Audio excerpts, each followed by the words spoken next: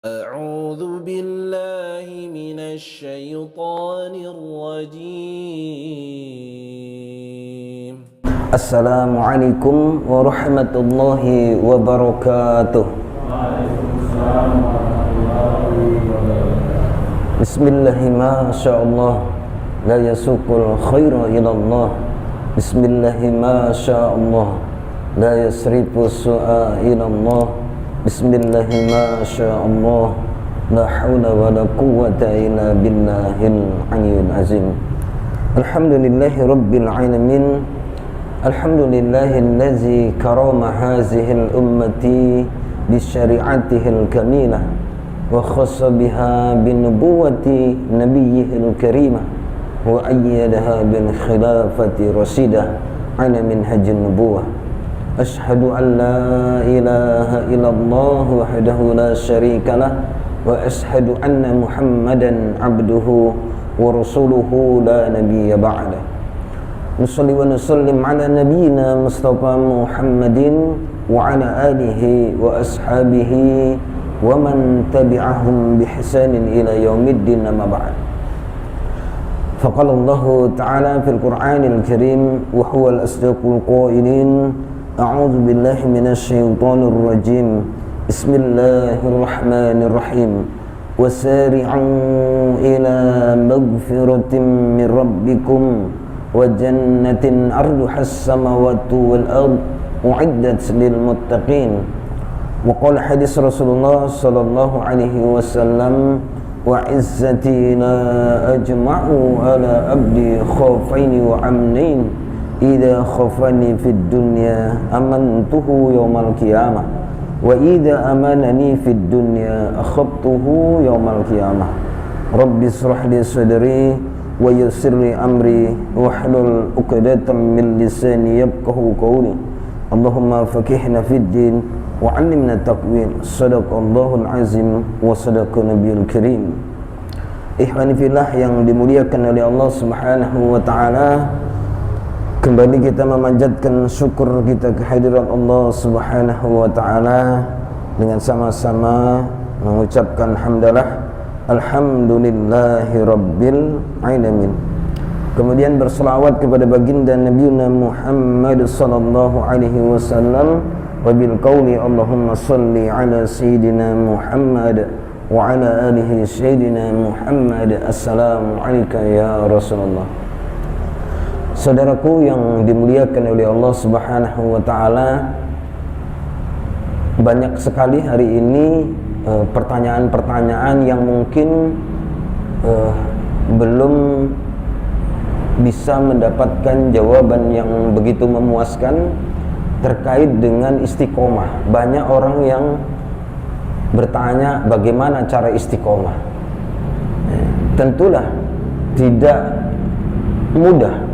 Jadi bukan perkara yang mudah untuk kita ini bisa istiqomah, apalagi kita tidak benar-benar menempuh perjalanannya, tidak sungguh-sungguh dalam menempuh upayanya, maka pasti sulit untuk mendapatkan sebuah keistiqomahan. Kenapa? Karena istiqomah itu sesuatu yang sangat luar biasa. Al-istiqomah khairu min alfi karamah. Istiqomah itu lebih baik daripada 1000 karomah. Maka banyak orang hari ini yang lalai berusaha untuk mencari karomah, padahal istiqomah itu, yang dimaksud istiqomah dalam hal apa? Istiqomah itu juga tidak bisa dipahami dengan sebagian saja maknanya atau parsial. Kalau kita bisa menjalankan satu ketaatan kemudian disebut sudah istiqomah, padahal tidak. Karena istiqomah itu mencakup ketaatan totalitas dia. Gitu kan? Jadi kalau dia tidak taat totalitas, maka dia belum disebut istiqomah. Makanya istiqomah itu lebih baik daripada 1000 karomah. Orang bisa takjub, bahkan bisa murtad melihat orang yang mempunyai satu karomah, padahal itu belum tentu karomah. Misalnya orang bisa terbang, ya kan? Padahal ketika dia melakukan itu, dia adalah pelaku syirik. Kemudian banyak orang yang ingin belajar. Bayangin, ya kan? Padahal kata syaitan nggak usah takjub, syaitan juga bisa melakukan, bisa berjalan di atas air biasa saja, karena syaitan itu bisa melakukan. Jadi yang istiqomah itu apa? Betul-betul dalam proses ketaatan totalitas. Tsumastaqamu, maka istiqomah. Innal ladzina qalu rabbuna Allah. Itu maknanya tadi. Ya. Di dalam surat Al-Fussilat ayat ke-30. Ini. Jadi kalau kita sudah mengatakan bahwa Tuhan kita adalah Allah Subhanahu wa taala, itu maknanya berarti kita benar-benar akan menghamba, benar-benar akan taat totalitas kepadanya. Maka Allah katakan tsumastaqamu, maka istiqomah. Berarti ini berbicara keimanan dan ketakwaan.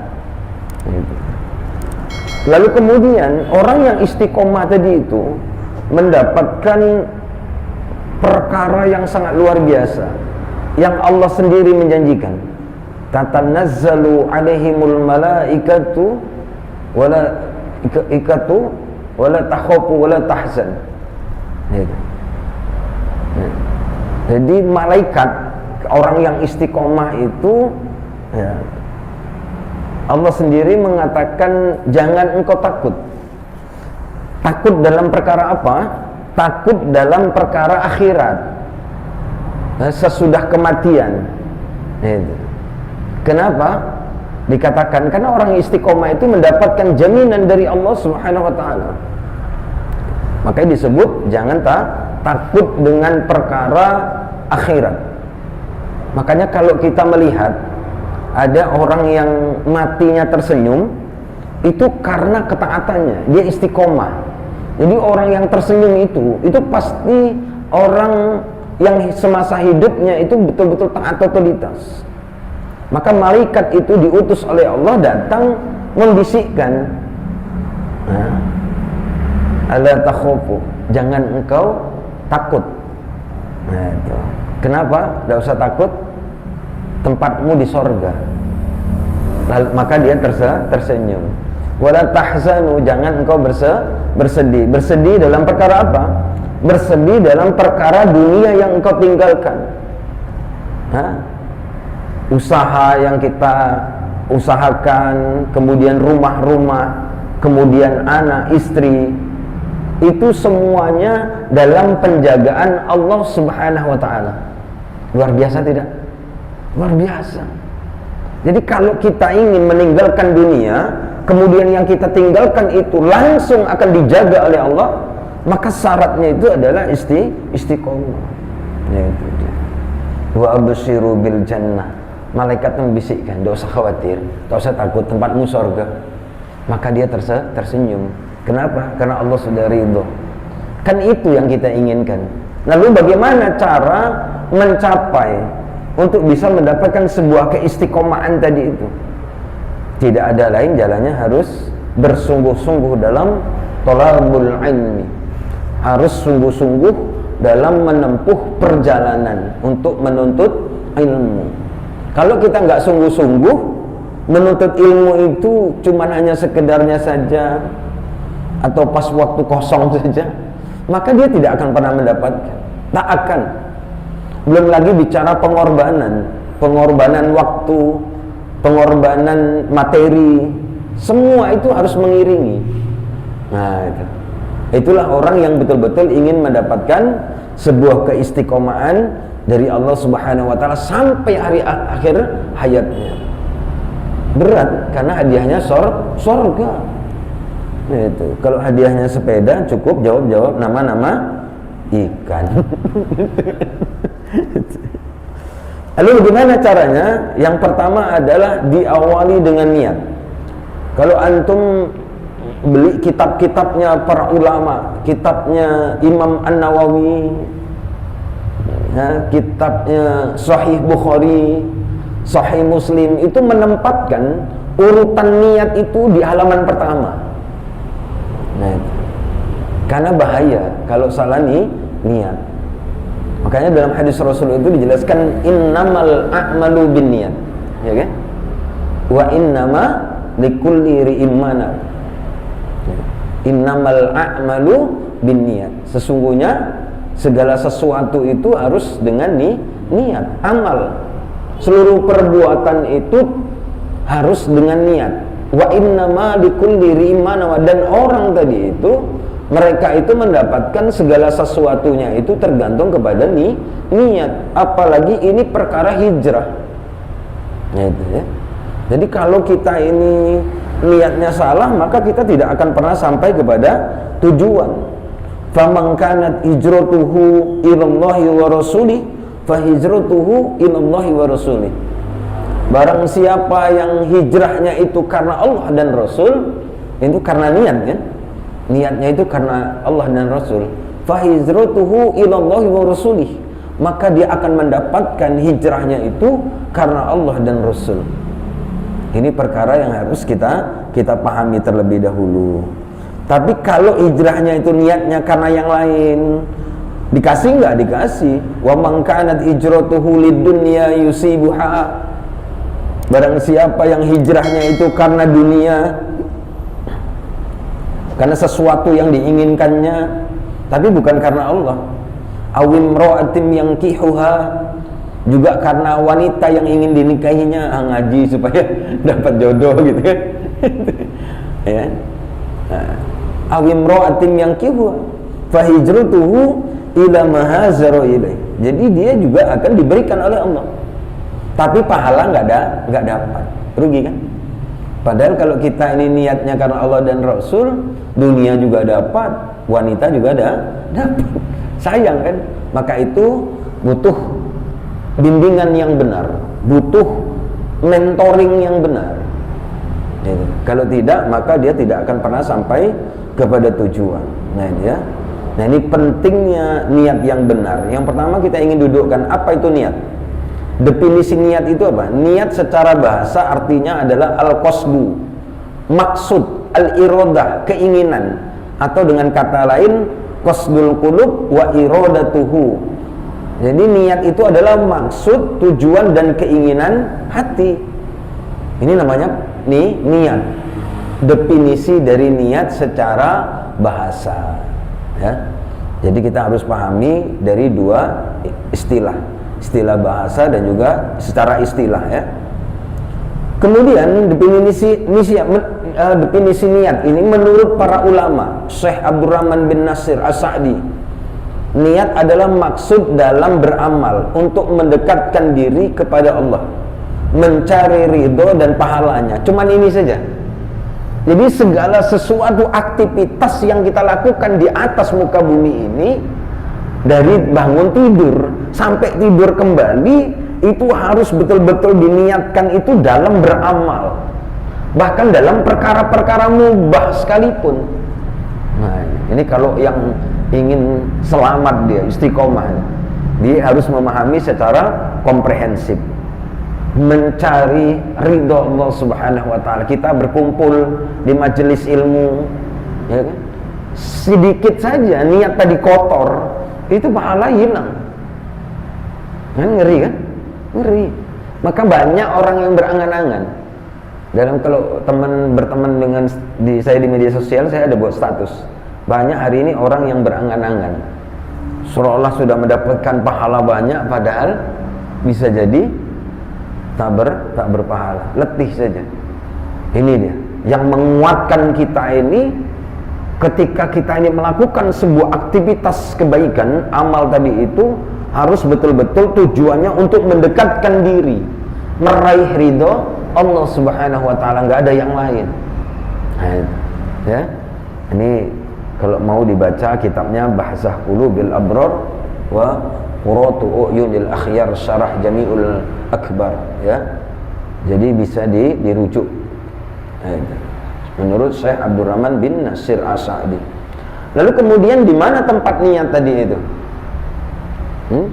Orang bilang niat di lisan, kalau nggak diucapkan maka batal. Misalnya kan dalam perkara sholat, kalau nggak diucapkan maka nggak diterima. Ini ngawur. harus dikaji secara komprehensif, gitu loh, ya.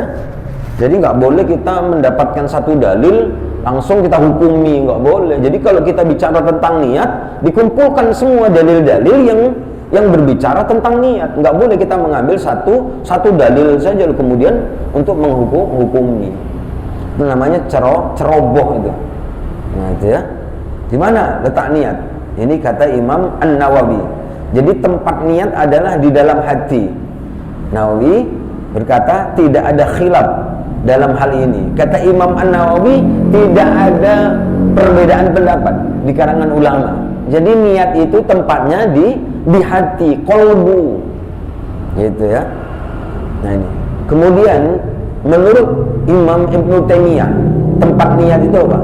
Wal niyatu mahalluhal qalbu bittifaqil ulama'i fa inna nawa biqalbihi wa lam yatakallam bilisanihi ajza'athu an-niyatu bittifaqihim. Jadi niat itu letaknya di hati berdasarkan kesepakatan ulama.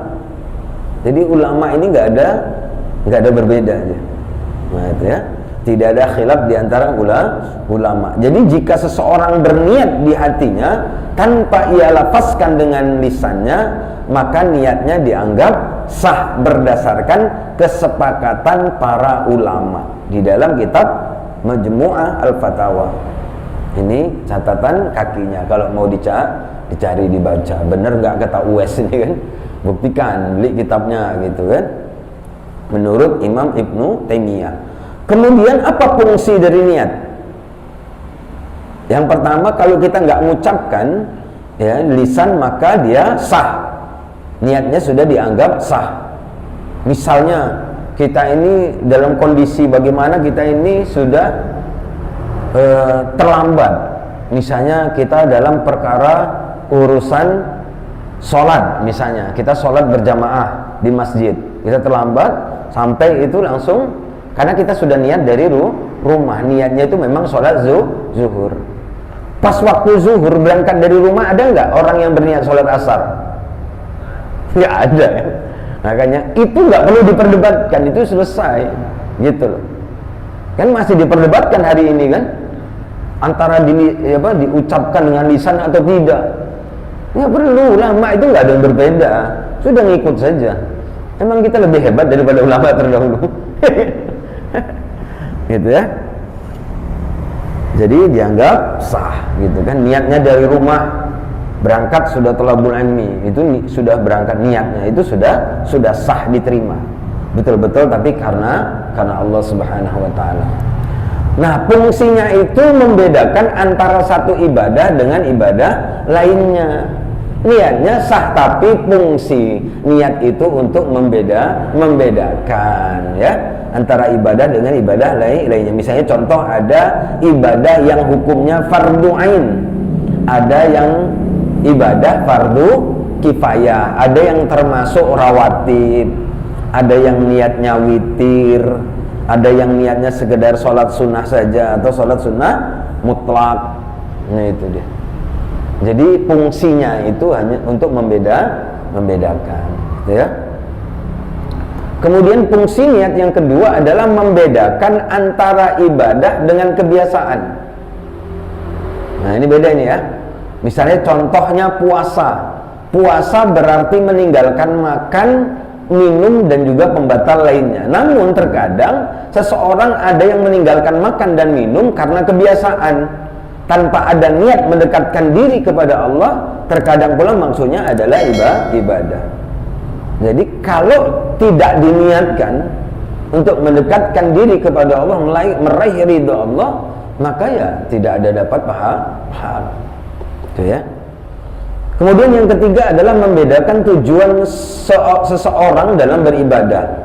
Jadi apakah seseorang itu beribadah karena mengharap wajah Allah, ataukah ia beribadah karena selain Allah, seperti mengharapkan pujian manusia.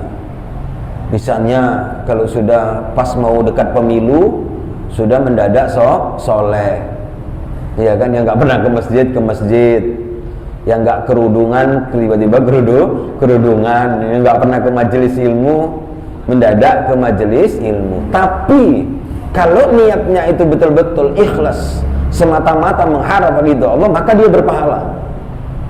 Tapi kalau tujuannya tadi itu supaya dapat suara, supaya dapat simpatik dari rakyat, itu ya bablas, nggak dapat lagi. Gitu ya. Nah, hati-hati ya. Membantu, bersedekah, berinfak dengan tujuan lainnya, dia tidak mendapatkan sedikit pun pahala. Dia membantu misalnya memberikan sedekah atau infak ke masjid, berikan sajadah, ya kan?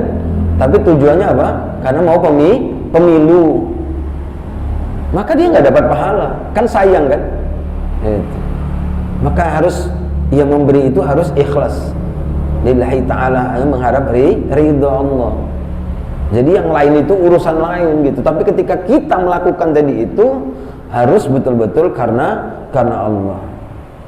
Nah, memberi karena supaya mendapat simpatik rakyat, supaya dipilih, itu letih saja dia. Sudah uangnya keluar banyak, dia nggak dapat pahala sama sekali. Kemudian dia ngomong kepada orang, saya ikhlas bantu. Emang Allah itu bisa ditipu? Gak bisa. Kalau dia nggak paham dalam konteks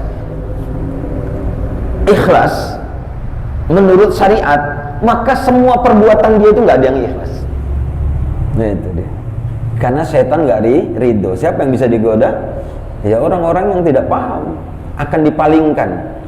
Awalnya niatnya benar, tapi kemudian dipalingkan oleh syaitan dan iblis tadi, sehingga ya habis pahalanya. Nah, itu ya. Nah ini harus dimiliki oleh setiap muslim, gitu ya.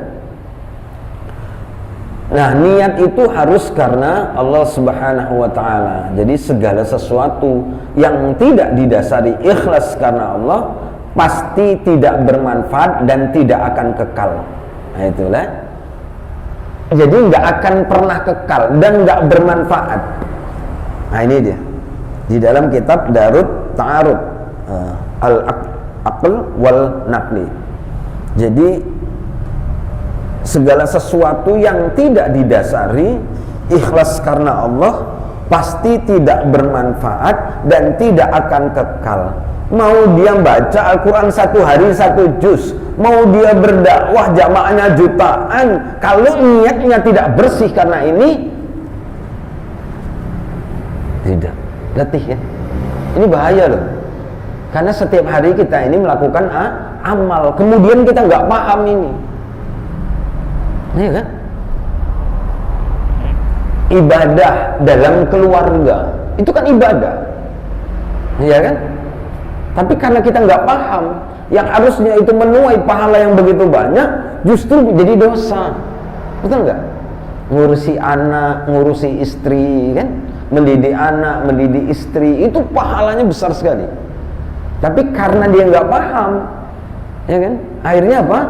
Iya, bukan pahala yang didapatkan, justru dosa dan murka Allah. Jadi kalau dosa itu mendatangkan murka Allah, kalau pahala itu mendatangkan ridho Allah Subhanahu wa ta'ala. Jadi setiap apapun maksiat dosa itu pasti mendatangkan murka. Makanya segera bertaubat. Setiap saat melakukan taubat. Ketika kita ini sudah terlanjur melakukan kesalahan, segera istighfar. Nah itu sebagai bentuk penyesalan. Orang yang beriman itu masih diperintahkan oleh Allah untuk bertaubat. Ya ayyuhallazina amanu tubu inallahi taubatan nasuha. Perintahnya kepada orang-orang yang beriman. Gitu ya. Nah ini kita bicara keikhlasan yang disebut dia bermanfaat dan kekal itu seperti apa? Supaya yang kita lakukan itu bermanfaat dan kekal, istiqomah. Gitu. Ya, amalnya itu bermanfaat, kemudian langgeng dia. Dan orang yang melakukan itu terus dia ingin melakukan terus sebanyak mungkin. Itu namanya istiqomah dia. Kita lihat contohnya para ulama-ulama terdahulu. Jadi kalau kita hari ini ingin menyalahkan ulama, kita ini siapa? Amal kita ini seberapa? kitab kita ini mana yang dibaca oleh umat, benar nggak? Hari ini nulis buku, siapa yang beli? Paling dibantu iklan, benar nggak? Dulu ada nggak ulama dulu nulis kitab terus diiklankan, ada nggak? Nggak ada, nggak perlu iklan. Hari ini justru dibantu dengan iklan. Setelah diiklankan orang beli, orang beli nggak mau baca lagi. Cuman gini doang, bener nggak? Antum rasakan lah, sering tertipu dengan buku. Wah, iklannya begini-begini, begitu dibeli rupanya gini aja. Nah itu kan, gimana mau bermanfaat dan kekal? Nah itu mau menyalahkan ulama terdahulu. Nah itu ya, harusnya ngaca, sadar diri. Kembali ke Al-Quran dan As-Sunnah, nggak perlu lewat ulama. Nah kita ini baca Al-Quran emang bisa langsung ujuk-ujuk bisa baca Al-Quran? Kan melalui ulama. Lalu ulama nggak diakui pula sebagai jalan keilmuan tadi. Nah ini ngaco nih. Ngarang dia. Ya, bicara keikhlasan aja kita nggak ada apa-apanya. Ini keikhlasan Imam Malik, kita coba perhatikan, bisa dibaca situ ya. Jadi para ulama itu menyebutkan bahwa Imam Ibnu Abi Zi'bi yang semasa dan senegeri dengan Imam Malik pernah menulis kitab yang lebih besar dari Muwatta. Jadi Imam Ibnu ya Abi Zi'bi ini pernah menulis, ini hidup sejaman ya, pernah menulis kitab yang lebih besar, lebih tebal dari kitab Muwatta. Pernah nggak kita dengar kitabnya nih? Imam Ibnu Abi Zi'bi ini enggak kan? Nah, itu. Karena demikian Imam Malik pernah ditanya, apa faedahnya engkau menulis kitab yang sama seperti itu?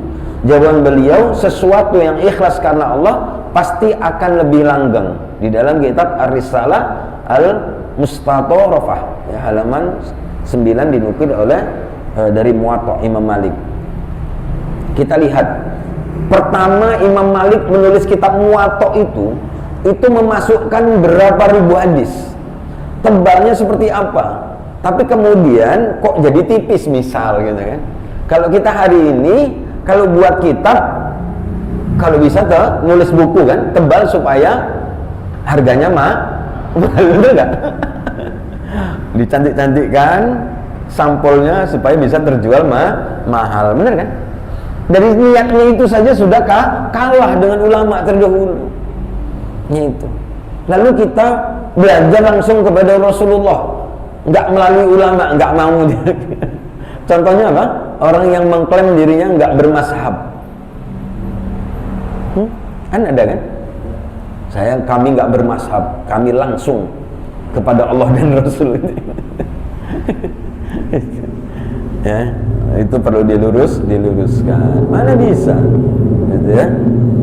Yang ilmu itu sampai kepada kita itu melalui ulama. Kalau ulama dulu nggak nulis kitab, sampai nggak ilmu itu. Baca alif itu nggak bisa kita hari ini. Apa tagak-tagak kok? Kok mau sombong pula ya? Kita ini mau bicara keikhlasan dengan ulama supaya kita ini ikram, supaya kita ini betul-betul ya kok ikram kepada ulama. Gitu ya, supaya kita ini nggak merendahkan ulama. Gitu ya. Jadi kitab ini merupakan salah satu dari kutubu tisroh ya, atau kitab hadis ulama kalangan Sunni yang menjadi rujukan penting. Kitab Muwatta, khususnya di kalangan pesantren dan ulama kontemporer. Antum tahu kitab Muwatta itu semula memuat 10.000 hadis. Kita bisa bayangkan berapa tebalnya itu, ya? Memuat 10.000 hadis, namun lewat penelitian ulang. Setelah 10.000 kemudian di perikal bahasa kita ini apa? Diverifikasi, diteliti lagi kan? Teliti. Imam Malik hanya memasukkan 1.720 hadis. Berapa yang hilang? Yang nggak dimasukkan? Bayangin. Kalau kita nulis ini sayang ini kan? Ditambah lagi tulisan retorika biar pokoknya biar berjilid-jilid gitu kan. Jadi Imam Malik berkata, suatu ketika aku mendemonstrasikan, ya, setelah tulis kitab, dibacakan kitabnya itu di hadapan 70 para ulama fikih Madinah. Zaman itu, kebayang nggak? Zaman keemasan Islam, di mana hidup ilmu pada waktu itu, ya kan? Ulama itu gampang, kita mau cari guru itu gampang pada waktu itu. Cuman kan nggak disimpulkan, yang kita kenal hari ini cuman ulama-ulama tertentu saja. Padahal zaman itu masya Allah, keilmuan itu luar biasa. Gitu. Misalnya nggak perlu lagi kita sekolah misalnya jauh-jauh gitu kan. Di mana di Pekanbaru ini sudah banyak sekali.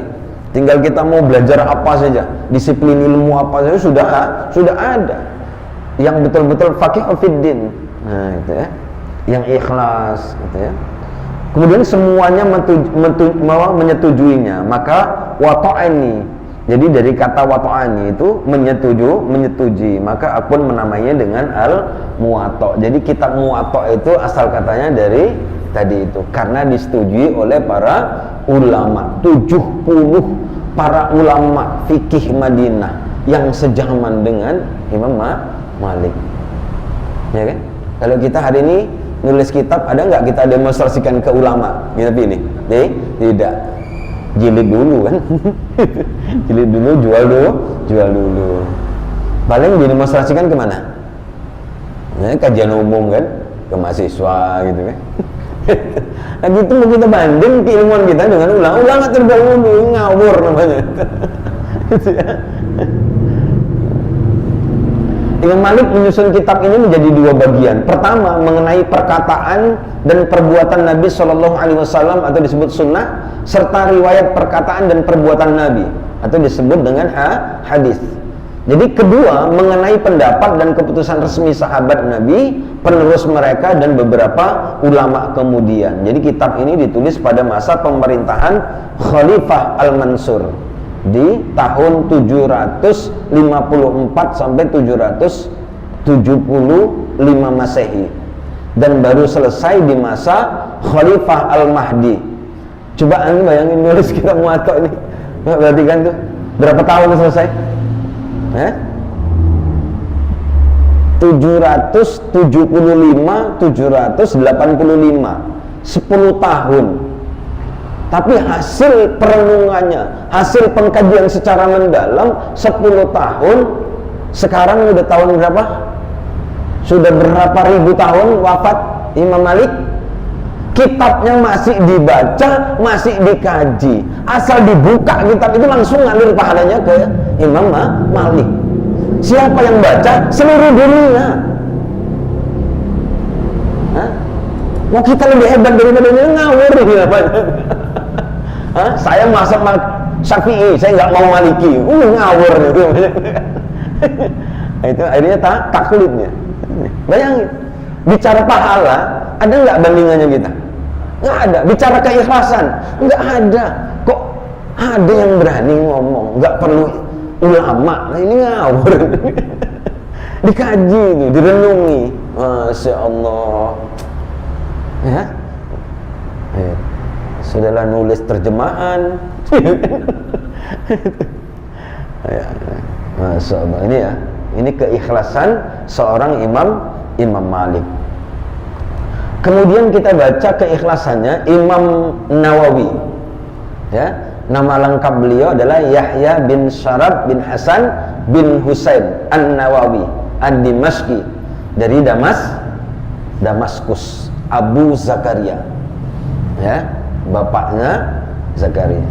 Beliau dilahirkan pada bulan Muharram tahun 631 Hijriah di Nawa, sebuah kampung di daerah Damaskus yang sekarang merupakan ibu kota Suriah. Lahirnya aja di tanah yang diberkahi, ya. Beliau wafat pada tanggal 24 Rajab 676 Hijriah. Ya, berapa tahun umurnya itu? Imam Nawawi masih muda. Bayangin, baru umurnya 35 tahun. 35 tahun umurnya wafat. Hidup di dunia itu sebentar sekali. Antum tahu? Sampai sekarang masih ngalir pahala. Oh, kitabnya Imam Nawawi itu di mana-mana besar menjadi rujuk. Yang disebut dia kekal tadi itu. Nah itu ya, niat tadi itu. Nah ini deh, contohnya tadi itu. Jadi kalau kita melakukan, ya kita akan bisa mendapatkan apa yang didapatkan oleh para ulama terdahulu. Ini bukan dongeng loh ya. Jadi kalau membaca ini seolah ini dongeng, wajar lah itu imam dulu. Ya nggak mungkin semua, karena semua itu diturunkan oleh Allah memang untuk seluruh manusia. Hadis-hadis yang dikeluarkan oleh baginda Rasulullah itu memang untuk seluruh manusia, nggak ada perbedaan. Mau bangsa Arab, non Arab, semua sama di mata Allah. Yang membedakan adalah ketakwaan itu harus clear. Nah itu dia. Jadi bukan melihat kuantitas. Jadi yang disebut niat ini bicara kualitas amal. Itu. Contoh, walaupun kita ini tidak banyak pada malam hari ini, tapi jika betul-betul berkualitas, ini mengalahkan kuantitas. Gitu ya. Jadi umurnya singkat, namun ilmunya terus kekal dan langgeng. Layaknya nggak mati beliau gitu, kekal, langgeng. Lihat karya Imam An-Nawawi, jumlah karyanya sekitar 40 kitab, diantaranya apa? Di dalam bidang hadis ada Arba'in, Riyadus Shalihin, Al-Minhaj, Sarah Sahih Muslim, At-Taqrib, wa Tashir, wa Taisir fi Ma'rifat Sunan Al-Bashirin Nazir ya. Dalam bidang kitab fikihnya ada Minhajut Talibin, Raudatut Talibin, Al-Majmu'. Kemudian di dalam bidang bahasa ada Tahzibul Asma' wal Lughah. Dalam bidang akhlak ada At-Tibyan fi Adab, Hamalatil Quran, Bustanul Arifin, Al-Askar. Ini kitab-kitabnya Imam An-Nawawi, menjadi rujukan ulama setelahnya. Masya Allah. Ya, harusnya kita iri. Iri ya. Layaknya enggak cuman dikasih umur 35 tahun oleh Allah hidup di dunia, tapi amalnya sampai hari ini ngalir terus pahala.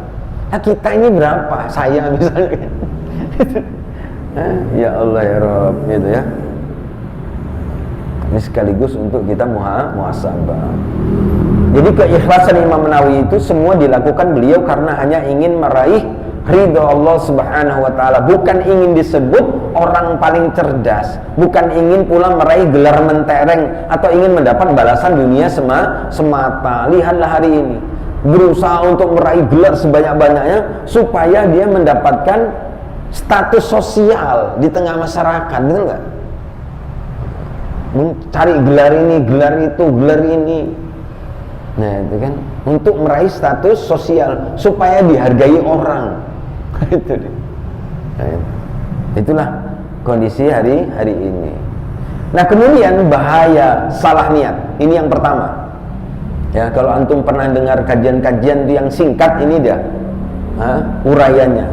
Ini Abu Hurairah berkata, aku telah mendengar Rasulullah SAW bersabda, sesungguhnya manusia pertama yang diadili pada hari kiamat adalah orang yang mati syahid di jalan Allah. Ia didatangkan dan diperlihatkan kepadanya kenikmatan-kenikmatan yang diberikan di dunia, lalu ia pun mengenalinya. Allah bertanya kepadanya, apakah amal ini yang engkau lakukan dengan nikmat-nikmat itu? Kemudian ia menjawab, aku berperang semata-mata karena engkau sehingga aku mati syahid. Bayangin ya? Lalu Allah berkata, engkau dusta. Engkau berperang supaya dikatakan seorang yang gagah berani. Perhatikan, orang yang mati syahid aja mujahid masuk neraka, apalagi kita yang belum tentu. Gitu loh. Jadi gak usah bangga-bangga, banggaan diri tentang amal ini loh. Kata Rasulullah tadi itu, mati syahid saja bisa masuk neraka. Kenapa?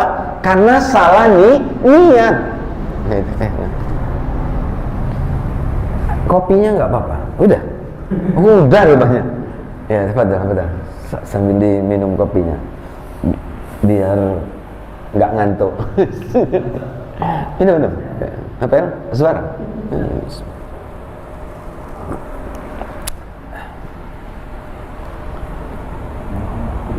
Jadi kata Allah, dia berdusta. Kenapa?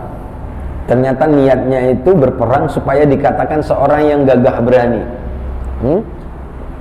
Kemudian apa? Diperintahkan malaikat agar menyeret orang itu di atas mukanya. Jadi orang yang begini itu diseret oleh malaikat dengan wajah telungkup, diseret, kebayang? Tes dulu. Gaspar dulu. Kalau kita macam-macam tentang niat, ini dia ancamannya. Kemudian dilemparkan ke dalam neraka. Ya. Semua turiha finnar. Kemudian bahaya salah niat yang kedua. Yang pertama mati syahid saja bisa masuk neraka. Ini orang alim dan qori masuk neraka, hati-hati. Orang alim, dakwah kemana-mana, ngisi kajian kemana-mana, bisa masuk neraka. Cuma ngisi kajian kemana-mana, belum lagi, ya. Apalagi belum ada kitab yang ditulis seperti imam-imam terdahulu, gitu ya. Jadi kalau bicara kealiman, keilmuan, belum ada apa-apanya. Jadi kita nggak usah sombong. Berikutnya adalah orang yang diadili adalah seseorang yang menuntut ilmu dan mengajarkannya serta membaca Al-Quran. Khairukum man ta'allama al-Qur'an wa 'allamahu. Memang sebaik-baik dari kalian adalah orang yang belajar Al-Quran, belajar, bukan membaca.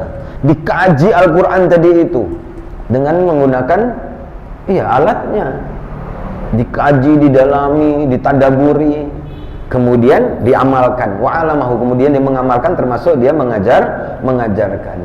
Sebaik-baik dari kalian, dan itu bisa masuk neraka.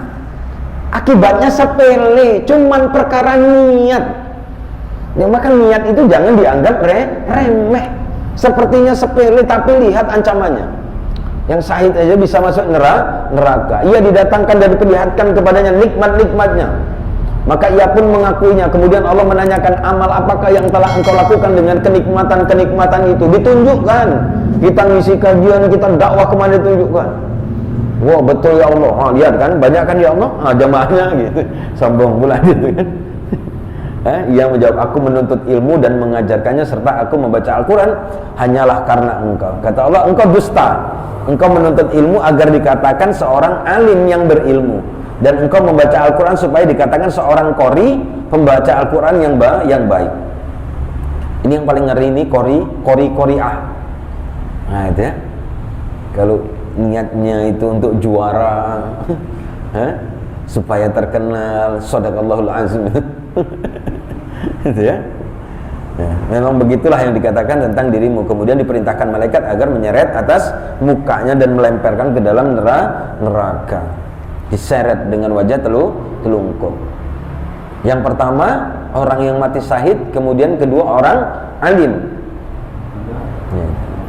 Ini yang menjadi ibrah. Orang syahid saja dilemparkan neraka, orang alim saja dilemparkan neraka, apalagi kita yang tak jelas ini. Maka harus dijaga niatnya, itu ya. Itu. Punya ilmu sikit langsung sombong. Semua orang salah. Bid'ah, sesat, ada kacau. Ngaji dia segera hijrah, ya. Biar lurus niatnya, biar tidak gampang menyalahkan orang. Berikutnya yang diadili adalah orang yang diberikan kelapangan rezeki. Ini orang kaya, ya, berbagai macam benda. Hari ini kalau orang kaya apa? Wow, saya ini harta banyak, itu mudah. Kenapa? Karena saya ini gemar infak. Karena saya niatnya benar. Kan banyak mengklaim begitu kan? Dikirain itu karena amalnya, gitu loh. Dikirain karena zikir. Saya nggak pernah tinggalkan zikir. Lalu kemudian hartanya banyak. Padahal belum tentu hartanya itu sumbernya itu halal atau tidak. Gitu kan? Kalau dia misalnya mengklaim, saya harta saya ini halal, benar. Paham nggak tentang halal haram? Menurut syariat Islam itu seperti apa? Kalau enggak, itu hanya klaim semata. Itulah hari ini itu ya. Dia gemar sedekah, infak pada jalan yang engkau cintai, melainkan pasti aku melakukannya semata-mata karena engkau, kata Allah, engkau dusta. Engkau berbuat demikian itu supaya dikatakan seorang dermawan, murah hati. Dermawan, bantu ini, bantu itu kan, apalagi pas musim kampanye. Nah, ini mulailah itu ya.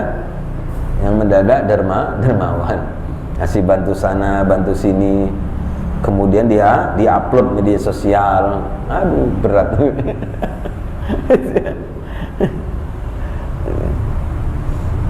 Alhamdulillah hari ini telah menyalurkan bantuan gitu kan ke sini. Kemudian yang menerima orang yang betul-betul duafa itu kan ditampilkan wajahnya. Sama dengan mempermalukan. Ya. Jadi kalau antum mau infak sedekah itu nggak usah perlu ada begitu. Nggak perlu tahu orang, ya. Cukup yang tahu itu malaikat, dicatat itu yang paling penting gitu. Jadi sampaikan kepada Allah, ya. Jadi ini 3 orang yang salah niat tadi, orang yang mati syahid, orang yang alim, kemudian orang yang kaya tadi itu masuk neraka. Karena apa? Karena salah niat. Ini dia bahaya salah niat. Man talabal ilma liyujariya bihil ulama aw liyumariya bihis sufaha, ya, aw yasrifa bihi wujuhan nasi ilaihi adkhalahu Allahun nar. Siapa menuntut ilmu untuk menandingi para ulama atau mendebat orang-orang bodoh atau memalingkan pandangan-pandangan manusia kepadanya, maka Allah akan memasukkannya ke dalam neraka. Ini yang paling mengerikan, ya? Jangan ngaji sana, ngaji memalingkan manusia untuk dirinya, bukan untuk diajak taat kepada Allah totalitas. Ini banyak majelis-majelis yang terkena hadis ini. Nauzubillah summa nauzubillah. Ini harus menjadi muhasabah kita bersama. Jadi tujuannya kita bermajelis itu memahamkan orang bagaimana supaya dia taat totalitas kepada Allah, supaya benar-benar dia tunduk patuh kepada Allah. Bukan untuk ajang popularitas, bukan untuk ajang gagah-gagahan. Hari ini tapi kan untuk persaingan. Mau lihat majelisku ramai. Itu enggak gitu ya. Ya Allah, ya. Jauhkan kita dari sifat-sifat begitu, ya. Jadi dilarang menuntut ilmu itu untuk menandingi para ulama, ya, menandingi. Tapi kalau dalam fastabiqul khairat itu boleh. Kemudian mendebat orang-orang bodoh. Orang bodoh itu nggak perlu didebat. Itu tahu kan? Bodoh. Kita ngomong dalil ini dia nggak pakai dalil, tapi debatnya itu nggak perlu didebat gitu. Kan banyak di medsos kan? Kita buat tulisan, kita sertakan dalilnya itu udah melotok, kita bahas, kita share. Kemudian dia komen, bantah itu dengan nafsu. Kemudian dilayani. Nah ini kacau sih kan? Luruskan saja. Kalau nggak mau ya sudah gitu. Jangan aja didebat gitu. Saya sering juga kan.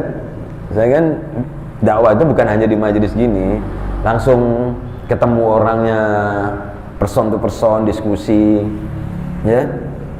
Kemudian kita diceramahi, nggak apa-apa, dengerin aja dia ngomong gitu kan. Nggak perlu didebat. Ustadz tuh dakwah nggak boleh begitu, Ustadz. Dakwanya harus gini. Pas azan zuhur nggak sholat dia kan, dia sholat duluan Ustadz gitu. Nggak apa-apa, itu nggak perlu didebat. Ya itu ya. Nah, itu pentingnya kita memahami. Ini yang paling mengerikan ya, 3 hal ini. Bisa masuk ke neraka. Hadis riwayat At-Tirmizi dalam Sahih At-Taghrib, ya, nomor hadisnya 106. Kemudian bahaya salah niat yang kelima, ini adalah dalam hadis riwayat Al-Hakim dalam Al-Mustadraknya itu, man talabal ilma yubaghi bihil ulama aw yumari bihi sufaha aw yasrifu a'yunan nasi ilaihi tabawwa maq'adahu minan nar. Barang siapa yang menuntut ilmu hanya ingin digelari ulama. Nah, itu kan. Hari ini kan banyak tuh. Kalau nggak ada gelar, nggak diundang misalnya kan. Jadi dia mengundang itu bukan karena keilmuan, tapi karena gelar. Kemudian gelar itu dihukumi seolah-olah dia berilmu, iya kan? Kan kacau tuh. Betapa banyak di negeri kita ini yang gelarnya mentereng, tapi dia ngajak kesesatan. Nah itu kan banyak kan faktanya kan. Nah itu, maka dia nggak bisa jadi standar, gitu. Ya, yang standar itu keilmuan, didengar dulu apa yang dia ucapkan, begitu. Nggak bisa dihukumi dari grup ini jangan diundang, grup ini jangan diundang, kelompok ini jangan diundang. Nggak bisa dijelaskan, ya. Kemudian untuk berdebat dengan orang bodoh supaya dipandang manusia. Kata Rasul, tabawwa maqdahu minan nar.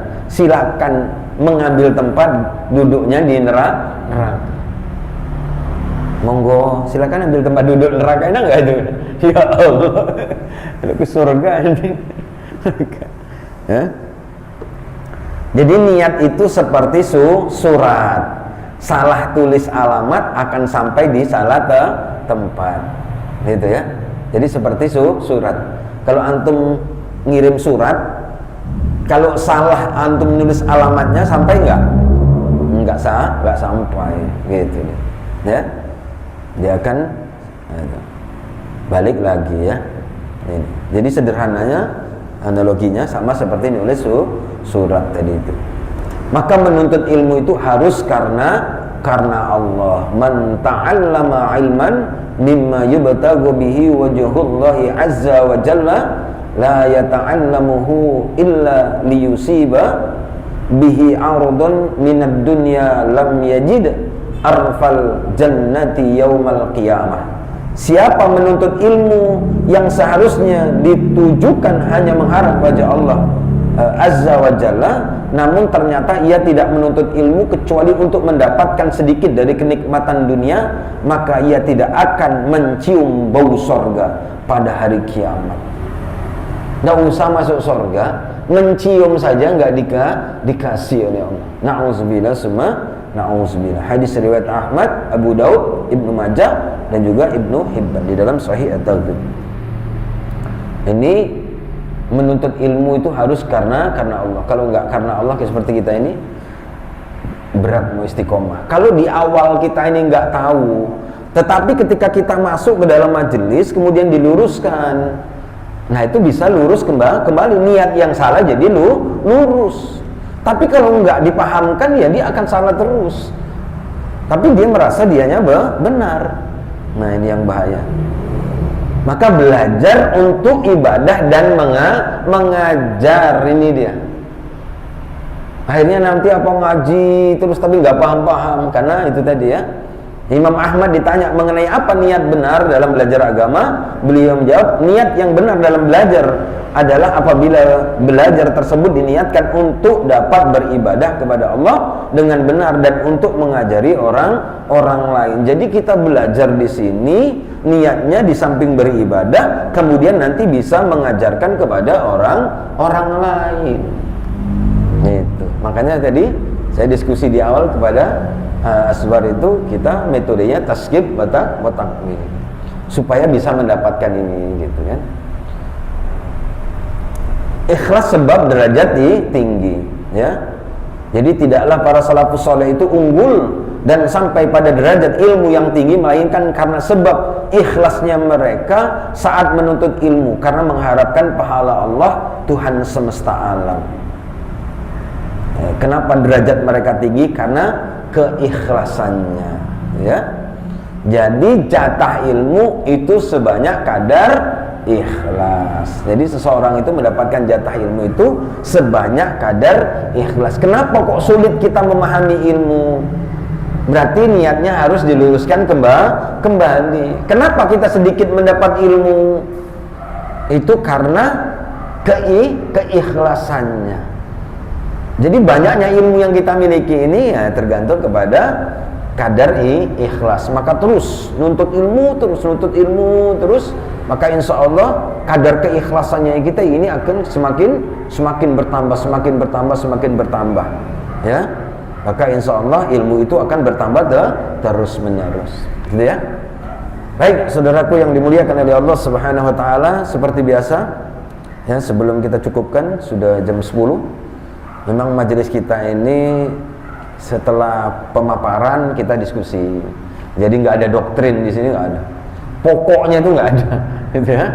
Kita betul-betul kita belajar, kemudian kita diskusikan sampai betul-betul kita ini sama-sama kita pahami. Baik, silakan kalau ada yang mau kita diskusikan.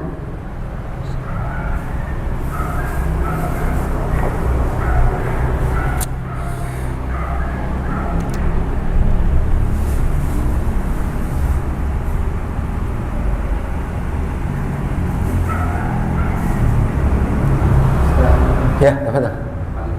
Kalau seandainya ilmu itu untuk dia ajarkan kembali kan, cuma di satu sisi dia tahu akan mendapatkan upah Ya.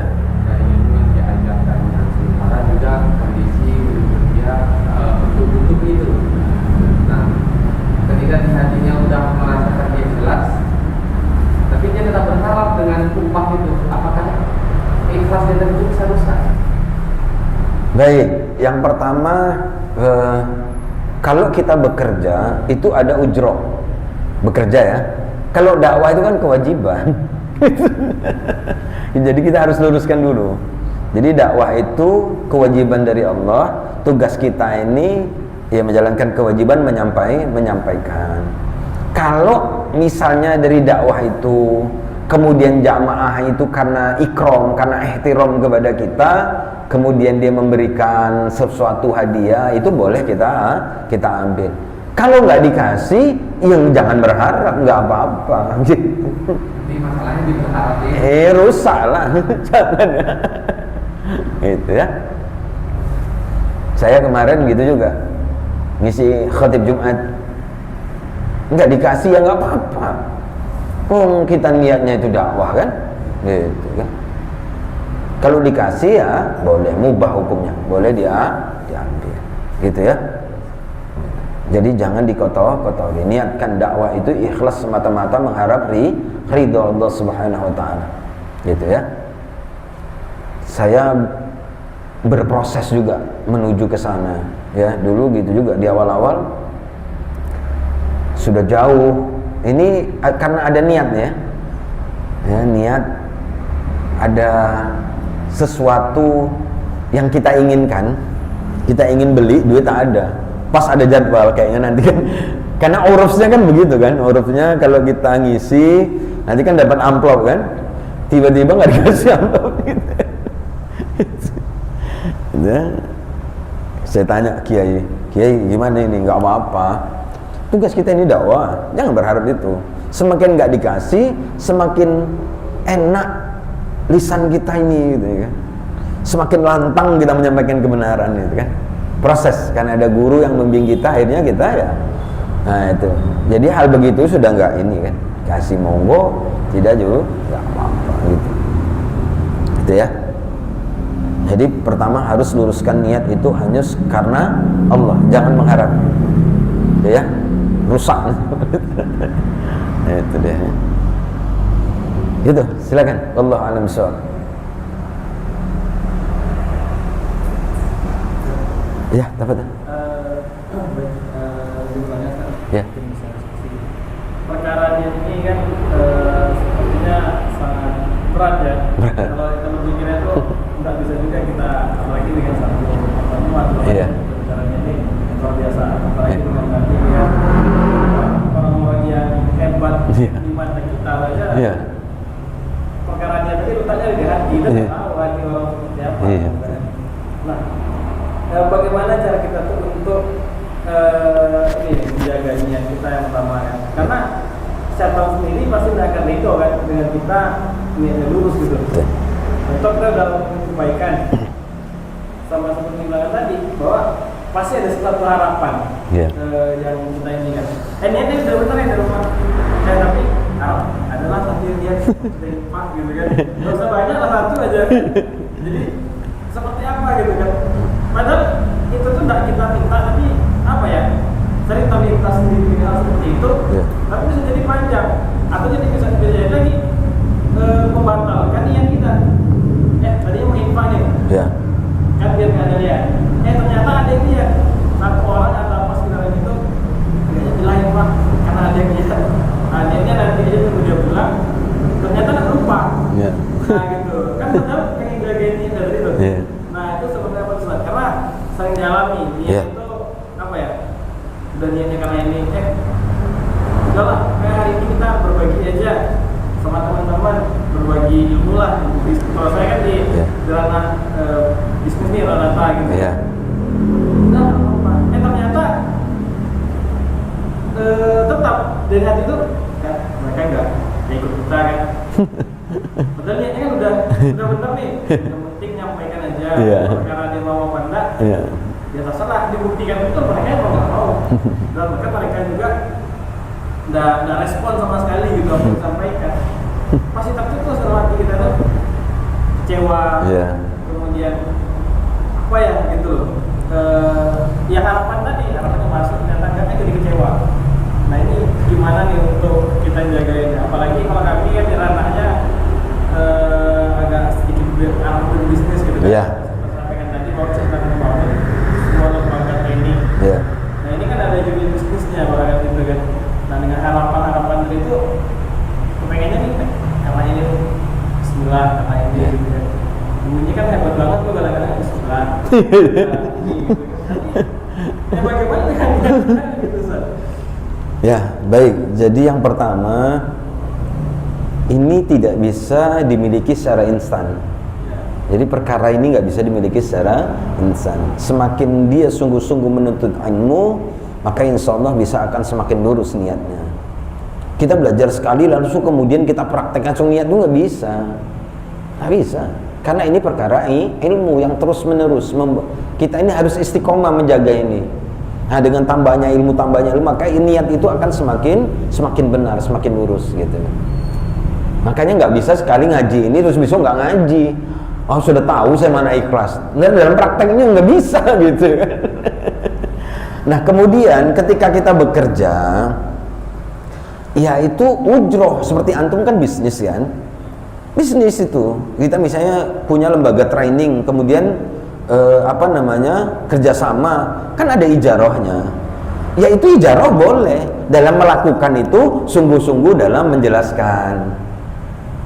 Ya ijarahnya itu memang harus di awal didudukkan. Jadi ijarah itu tidak menghilangi atau tidak mengurangi keikhlasan, gitu loh. Kalau kita benar-benar ikhlas. Atau kemudian begini, pas kita melakukan kemudian orang nggak ada ikut. Apakah itu karena keikhlasan? Ya memang itu faktor pertama juga.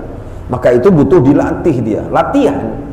Jadi ikhlas itu latihan terus menerus. Sampai kapan? Sampai mati ya gitu kan. Nah itu ya. Jadi insya Allah di akhir hayat final lah kita melakukan niat. Maka semua yang kita lakukan dalam proses itu dianggap niat karena Allah. Nah itu dia. Nah makanya jangan pernah kita tinggalkan majelis ilmu, belajar terus. Tapi majelis yang taskib, mutakin. Ikhlas dalam beramal, bukan bermaksiat. Gitu kan? Antum tahu bermaksiat ikhlas itu. Dia korupsi kemudian dia infak, dia sedekah, saya ikhlas kan. Itu nggak ada. Itu ya. Gitu saudara ya. Jadi latihan terus, nggak bisa dimiliki secara instan, nggak bisa. Itu kan saya terus berproses. Semakin kita belajar, semakin tumbuh keikhlasan. Belajar semakin ada perbaikan terus yang kita lakukan. Kayaknya kayak kemarin belum gini ya, perbaiki dan seterusnya. Nah gitulah ya proses, karena nggak bisa dicapai dia instan. Gitu ya. Ya silakan. Ini kan dalam konteks masih kita saya tadi nih dalam konteks berbisnis.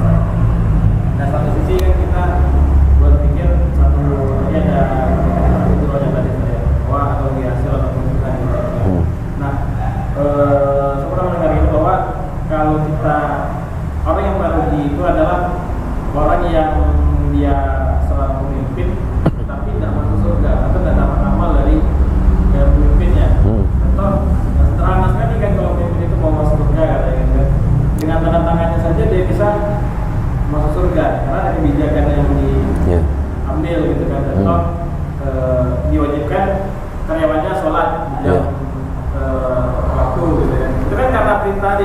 Mungkin awal dia sholatnya karena terpaksa.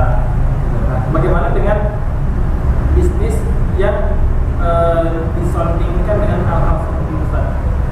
Nah, disondingkan dengan hal-hal seperti itu, contoh kita membuat kaderisasi tentang bisnis gitu kan, bagaimana menjadi seorang pengusaha muda, pengusaha di mahasiswa. Ini saya lakukan, Ustaz.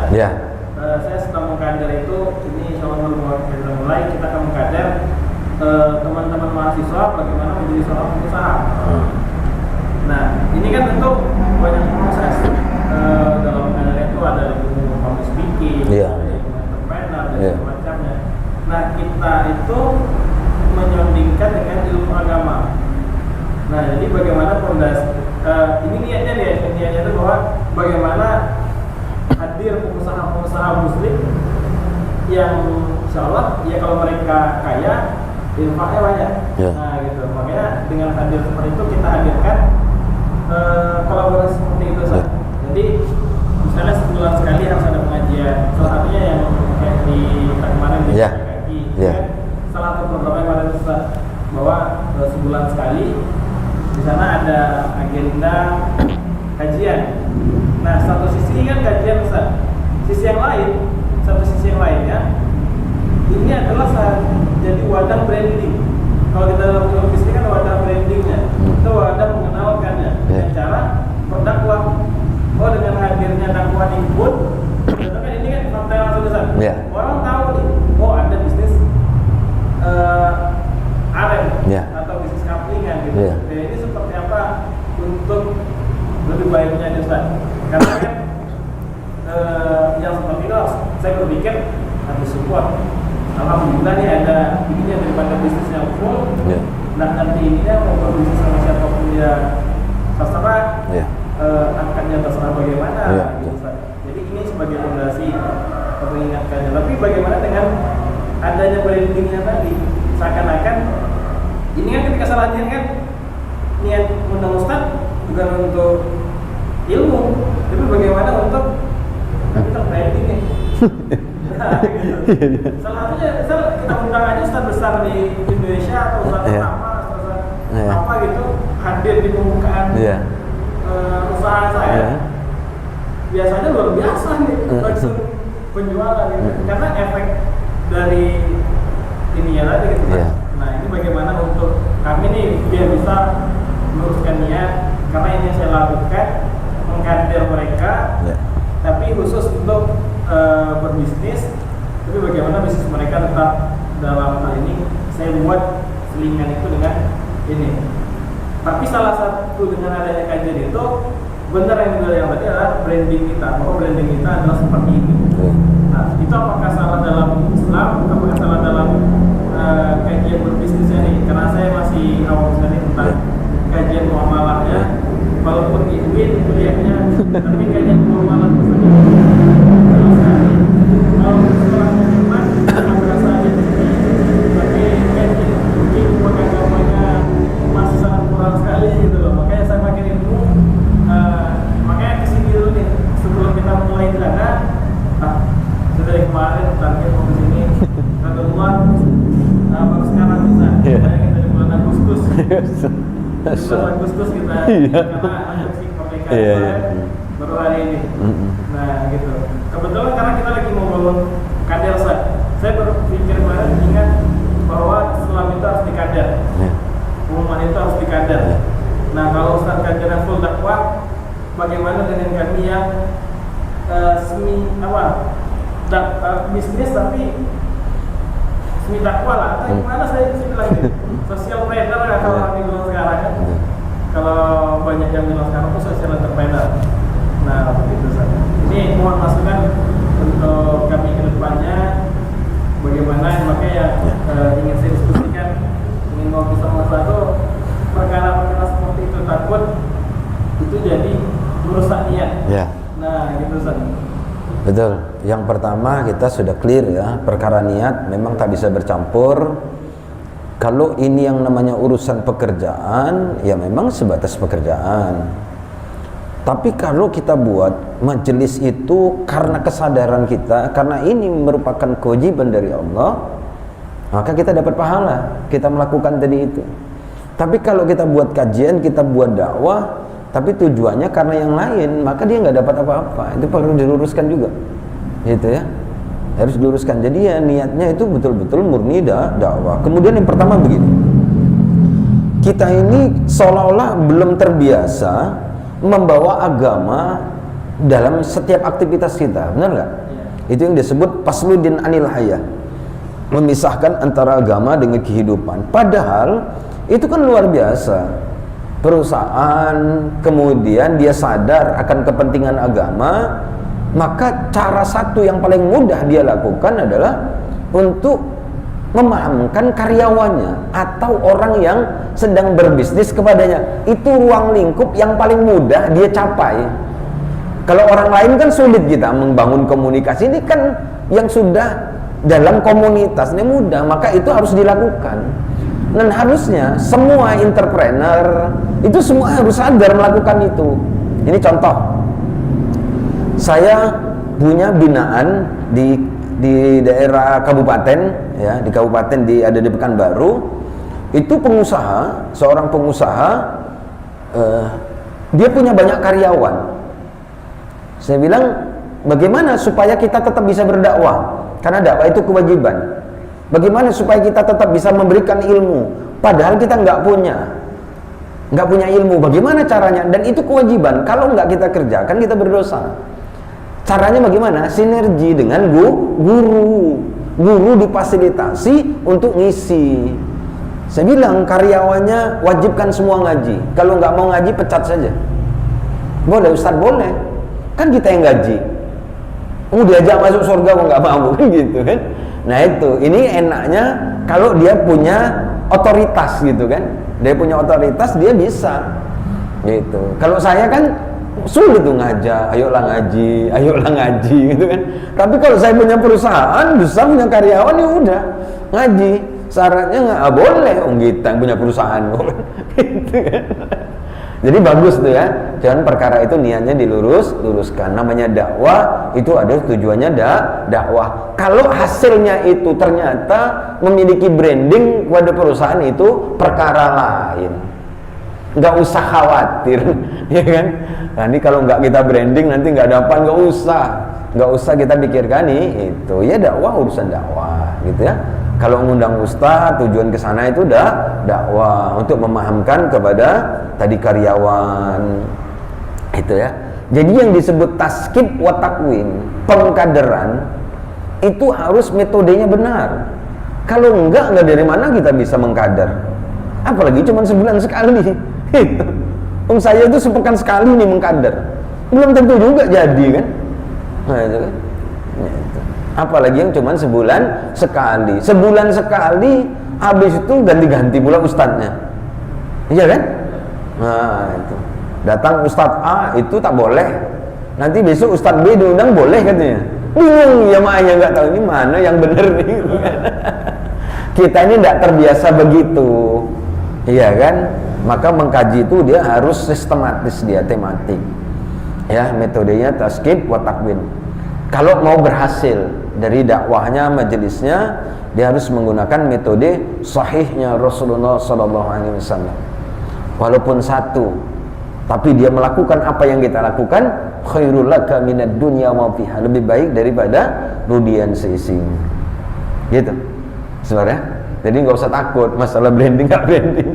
Jangan, ini namanya dakwah, urusan dakwah. Niatkan karena Allah Subhanahu wa Ta'ala. Nah, jangan terkotori gitu loh ya.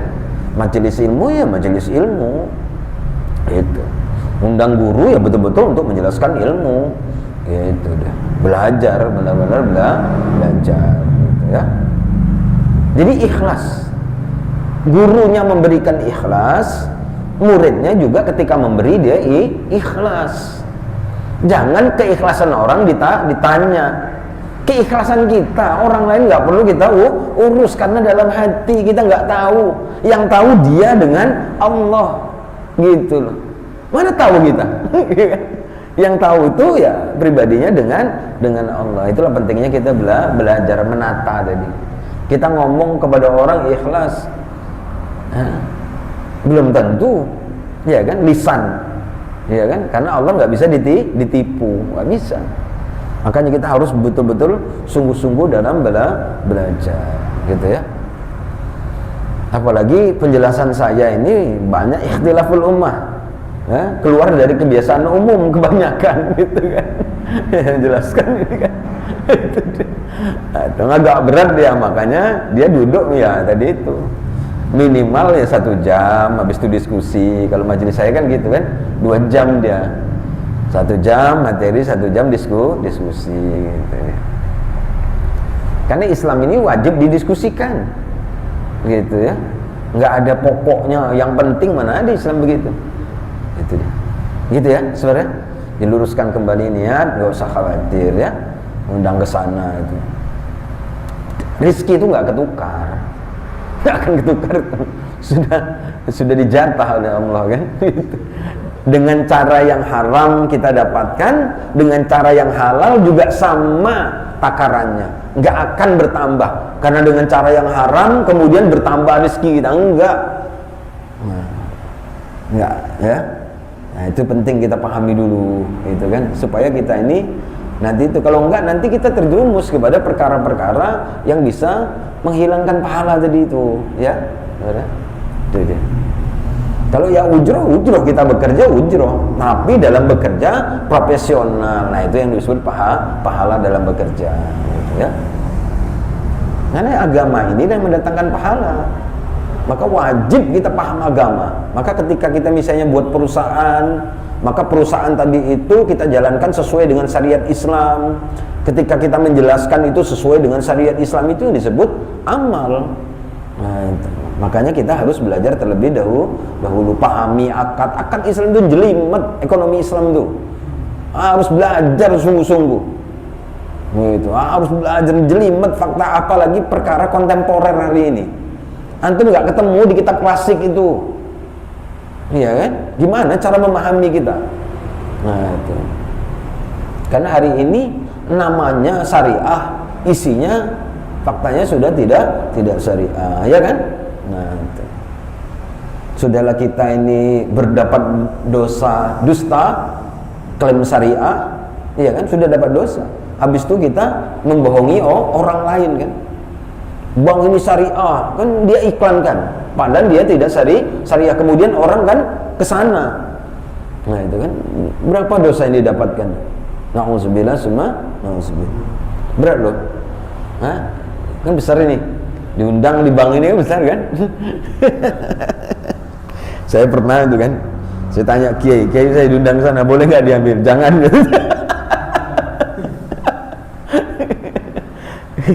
Kalau personalnya itu boleh, tapi kalau lembaga sudah jelas itu bank ribawi, iya kan? Hasil yang diberikan itu kan dari riba. Tapi kalau personalnya kita nggak boleh menghukumi.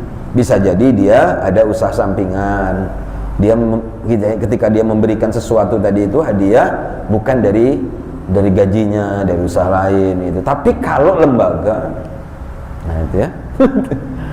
Bagaimana dakwah yang misalnya ceramah ini tabligh akbar segala macam, tapi disponsori dengan apa ya? Diwadai oleh mereka. Ya nggak boleh. Lembaga inilah kita katakan ya. Lembaga bank gitu kan, tapi dia kan buat ini apa namanya, tabligh akbar, ilmuwan, dia fasilitasi. Ini kan faktanya seperti itu. Dakwah, tapi yang sponsornya ya kita bisa lihat kan. Ya. Ya kalau jelas ribawi haram hukumnya, tak boleh. Nah kan kita sering kritik juga itu kan. Ya makanya kita ketika mengkritisi itu meluruskan, kita tidak terjebak dulu. Seperti saya kan, tapi itu kan nggak populer ya kan. Saya pernah itu kerjasama dengan salah satu masjid, kita ingin buat tabligh akbar besar. Jamaah kita itu seluruh kabupaten kota itu ingin hadir waktu itu di salah satu masjid besar di Kota Pekanbaru. Kemudian dia menawarkan apa namanya sponsor, dan saya nggak mau. Cuman gara-gara itu saya nggak boleh pakai masjid lagi, dan saya nggak diundang di masjid lagi. Itu resikonya mempertahankan kebenaran, memegang sebuah kebenaran Itu berat hari ini, resikonya begitu, ya nggak apa-apa gitu kan. Cari sponsor susah Ustaz, ini udah sponsor kok nggak mau loh. Kita ini mau buat itu nggak mau, kecuali ya sponsor tadi itu dia memberikan itu ya ikhlas tanpa pamrih. Tapi kalau harus dibuat mereknya ini dari ini, kemudian dia ngomong minta panggung ngomong begini, ya saya nggak mau waktu itu. Gara-gara itulah akhirnya ya itu dia, saya nggak diundang isi lagi. Nggak bisa pakai masjid lagi, nggak apa-apa, tempat lain masih banyak itu ya. Itu yang mau sponsor itu bukan lembaga ribawi loh ya. Dan saya waktu itu memang niatnya acara itu memang nggak pakai begituan gitu loh. Nah, itu saja kita tolak, apalagi yang jelas-jelas. Nah, itu ya berat memang, butuh keberanian, butuh keikhlasan, butuh ngerti tujuan apa sih yang kita lakukan tadi itu. Sedangkan tak ikhlas saja bisa hilang pahala, apalagi kok ada dosanya gitu loh kan. Yang berat itu. Amplopnya besar Ustaz kan itu biasanya. Tapi kalau insya Allah ya apa yang dikatakan Ustaz Rizky tadi itu biasa ngisi, kemudian daerah-daerah biasanya kan dia ya nggak mampu gitu, udah terbiasa itu. Jadi yang begitu-begitu sudah tak ini lagi ya. Perlu dilatih itu, perlu dilatih. Kalau enggak berat ya, ya. Perlu dilatih, gitu ya. Ya kadang-kadang Allah menitipkan rezeki itu ya melalui perantara siapa saja yang Allah kehendaki. Kita tidak usah khawatir.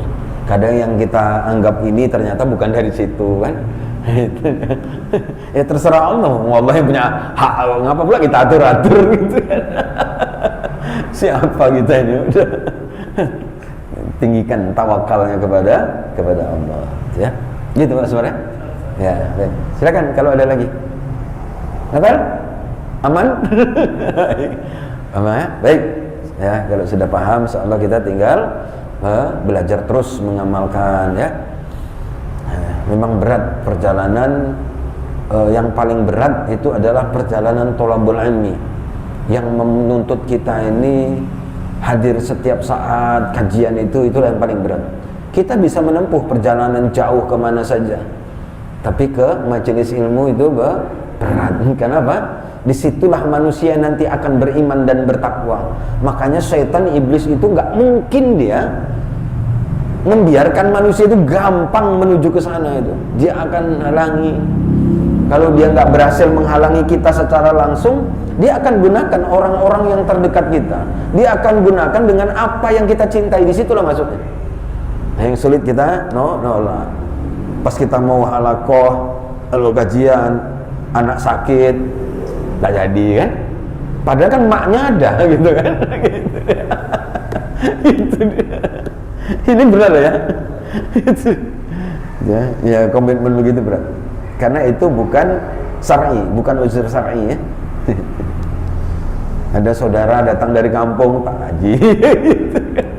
Padahal itu bukan syar'i itu. Itu berat memang ya.